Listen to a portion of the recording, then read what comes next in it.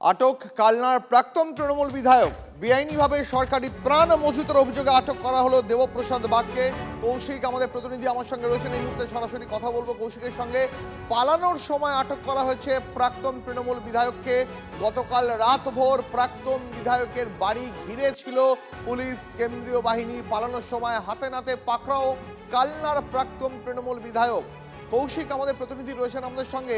কৌশিক, এই প্রাক্তন তৃণমূল বিধায়ককে বাড়ি থেকে পালাতে হচ্ছিল কেন? কি সরকারি ত্রাণ, কোন কোন সরকারি ত্রাণ সামগ্রী তিনি বেআইনিভাবে তার বাড়িতে মজুত করে রেখেছেন বলে অভিযোগ?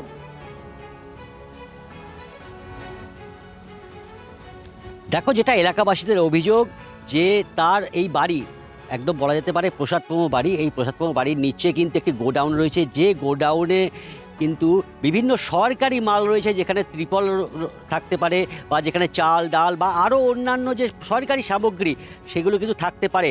এবং এই যে বিধায়ক, এই বিধায়ক কিন্তু রাজনীতি শুরু তার হাতে খড়ি হয়েছিল তার ছাত্র জীবনে। তারপরে কিন্তু এই বিধায়ক সে কিন্তু একটি দোকান চালাতো, টিভি এবং রেডিও সারিয়ে তার সংসার চলতো। পাশাপাশি যেহেতু কংগ্রেস দল করতো প্রথমে, সেই হিসাবে এই বিধায়ক অর্থাৎ দেবপ্রসাদ বাগ পরে কিন্তু কংগ্রেস দলের ভাইস চেয়ারম্যান পদে নিযুক্ত হয়। তারপরে তিনি দল পরিবর্তন করেন, তৃণমূল কংগ্রেসে যোগদান করেন এবং চেয়ারম্যান। পরে কিন্তু 2021 সালে কানলার তিনি বিধায়ক হিসেবে নির্বাচিত হন। তার এই প্রসাদপ্রম বাড়ি দেখতে পাচ্ছি।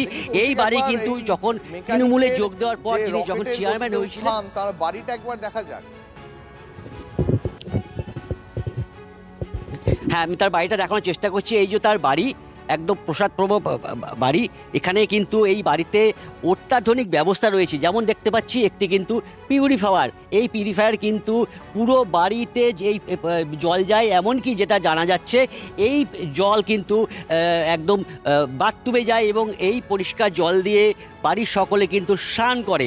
এছাড়াও বাড়ির প্রত্যেকটা ঘরে কিন্তু এসি রয়েছে। প্রত্যেকটা বারান্দা সেখানে কিন্তু এসির সঙ্গে সংযুক্ত করা রয়েছে। এছাড়াও বাড়ির যে বিভিন্ন জানলা দরজা তা কিন্তু এবং কি বারান্দার সেট, সেই সেটও কিন্তু সুইচ টিপলে সেগুলো বন্ধ হয় বা খোলা যায়, এমনটাও কিন্তু জানা যাচ্ছে। এইভাবে যে বিধায়ক হওয়ার পর বা তার আগে যে তিনি যে চেয়ারম্যান হয়েছিলেন, তখন থেকেই কিন্তু তার এই রকেট গতিতে উত্থান।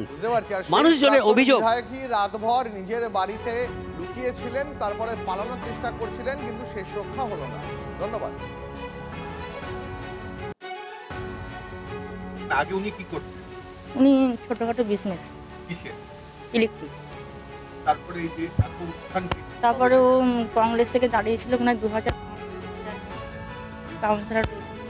তারপরে 2015 সালে তৃণমূল জয়েন করার পর থেকে পৈতৃক বাড়ি একটা, আর মানে রিসেন্ট একটা বাড়ি করেছেন, আরও আদার্স অনেক বাড়ির ভেতরে। সেটা আমি তো বুঝি না, আমাদের সঙ্গে সম্পর্ক পারিবারিক সম্পর্ক নেই। বাড়ির ভেতরে জানি না, একটা আন্ডারগ্রাউন্ড আছে শুনেছি।